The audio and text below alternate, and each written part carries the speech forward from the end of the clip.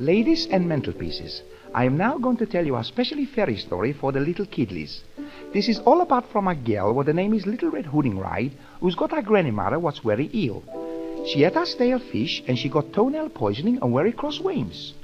So Little Red Hooding Ride takes a green-line cherubbank to see her where she lives in the woods.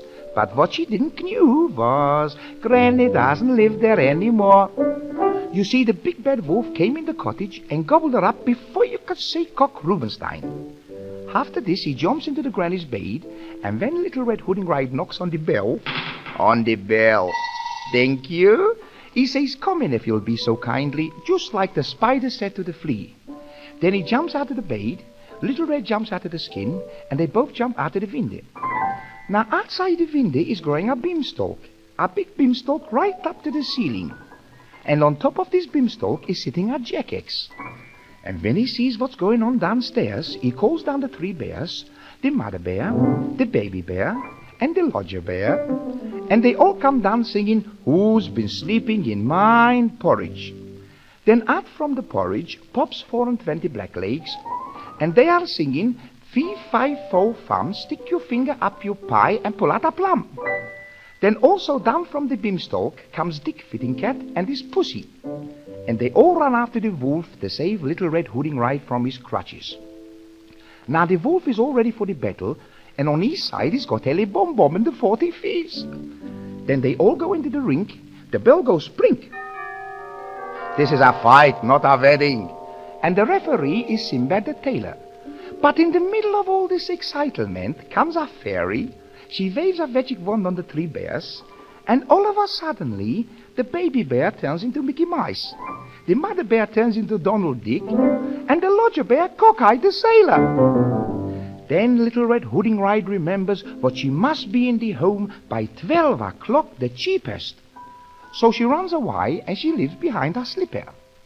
Well, the prince what's passing for a pint picks up the slipper, and he says, whoever slipper this is can be my missus. So he goes straight away to the DBC, and he sends out a hex-ho-hex.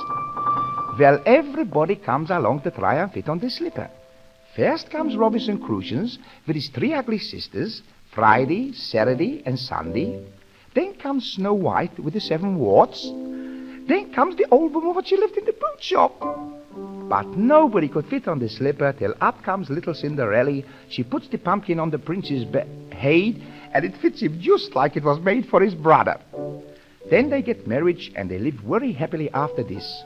'Cause the best man in the marriage was another geezer called Aladdin, what brought with him the magic lamppost. And when he scratched this magic lamppost, out comes a little fairy boy with a lace collar, what his name is Peter Pansy. And he says, Little Red Hooding Ride, you can have a magic wish. So Little Red gives a think, and she says, ha, this is what I wish. I wish I was a fairy queen, and if that came to pass, I'd climb up all the rocks and trees and slide down on my hands and knees. Thank you, thank you, thank you.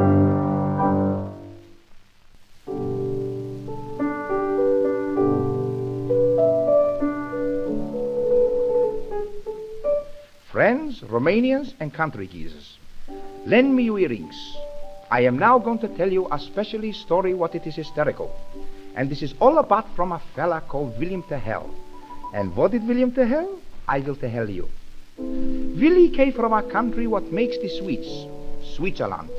And although he was educated by Heaton, he was a champion shot with the arrow. The way this geezer could shoot made Alec James look like he's got a wooden leg. He would put the bow in the arrow. He would stand in a horizontal position, breathing deeply, and he would shoot at the target. Ping! Thank you. Well, if he didn't hit it in the center, you could be absolutely positive what he would hit it right in the middle. Now, this country from Switzerland, they headed up business what they exported milk chocolate. But one day, the country from the next door neighborhood also started exporting milk chocolate. But it was not milk chocolate. It was not milk chocolate. And they say to the Swiss, you can stick your chocolate up your pipe and smoke it.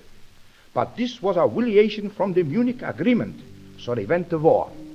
Well, the king from the Swiss sends for William Tell, and he says, Willie, 'Cause he always calls him by his middle name, you see. He says, Willie, I want you should go and shoot down the foe with your bow. So Willie hides himself in the hills, disguised like a piece of snow, and he goes ping with the bow for the foe. Thank you. Well, from the enemy, some was killed, some was wounded, and the rest was put into a constipation camp. But Willie was captured, and the king from the other country says, Tell, I want you shall tell me the secrets from the Swedes. If you do, he says, I'm going to make you a sleepless partner in my business. We'll go half and half, 60-50. But Willie won't talk. So the king sends for the prime misery from the foreign repairs, and he says, Tell, he shall telephone Mrs. Tell, she shall bring his son. It's a little geezer by the name of Muscatel. Did he want raisin? Well, to cut up a long story square, they come on a big sledge with 2 reindeers. And the king says, Tell, if you don't tell me how many guns you got in the sweet store, then you must shoot it a apple off from your son's nut. But Willie says, for me to shoot a apple is so simple, I can shoot so good, I could hit a pimple. But in his heart, his knees was shaking, 'cause he's frightened what he might give poor little Muscatel too closely a haircut. Anyway, he won't talk, so they take him out in the backyard, and there stands poor little Muscatel, with a apple where should be his Tilbury hat. So Willie stands on the goal line, right outside the penalty area, and he takes a free kick with the hero. Ping! Well, before you can say 1-2 Cock Robinson, the apple falls on the floor in 3 halves. Ping! Ping! Ping! 3 halves, 3 halves. Can't you understand properly English? Well, the king was so surprised what he says, Go home, William Tell, and take with you your little son Muscatel. And he puts in the paper the result of the war, what it is a draw, 6-7. And if you don't think what this is the properly true story, then look it up for yourself in the Encyclopedia Harmonico. Thank you, thank you, thank you.